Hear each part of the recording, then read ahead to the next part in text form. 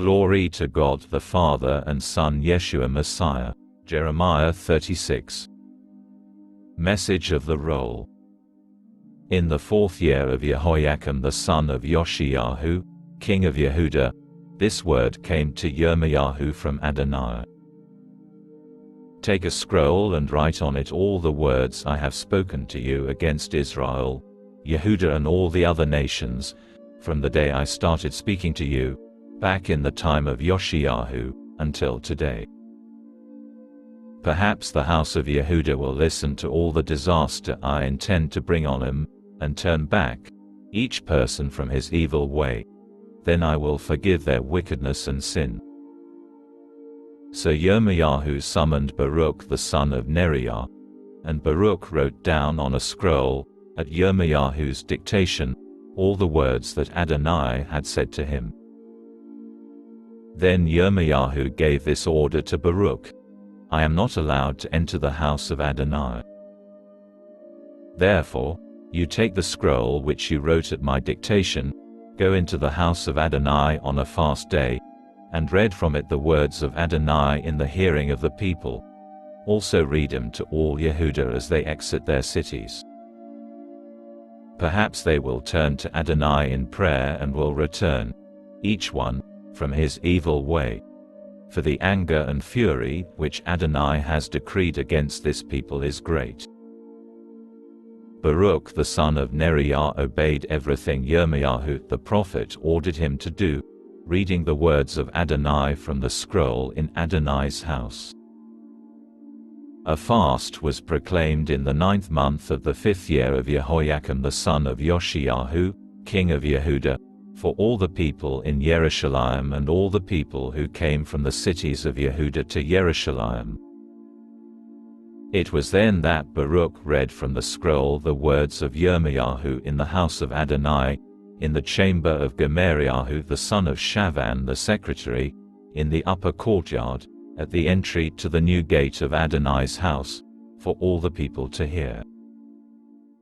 When Mikihu the son of Gemariahu, the son of Shavan, had heard from the scroll all the words of Adonai, he went down to the king's palace, into the secretary's room. All the officials were there: Elishama the secretary, Delayahu the son of Shemayahu, Elnatan the son of Akbor, Gemariah the son of Shavan, Sidkiyahu the son of Hananiahu and all the other officials. Mikihu told them all the words he had heard when Baruch read the scroll in the people's hearing. Whereupon all the officials sent Udi the son of Intanyahu, the son of Shelemiyahu, the son of Cushi, to Baruch to say, Take in your hand the scroll from which you read in the hearing of the people, and come. So Baruch the son of Neriah took the scroll in his hand and went to them. They said to him, Sit down, please, and read it to us. Baruch read it to them. After they had heard all the words, they turned in fear to each other and said to Baruch, We will certainly tell the king about all these words. Then they asked Baruch, Tell us now, how did you write all these words at his dictation? Baruch answered them, He said all these words to me with his mouth, and I wrote them with ink in the scroll. At this, the officials said to Baruch, Go and hide yourselves, you and Yirmiyahu. Don't let anyone know where you are.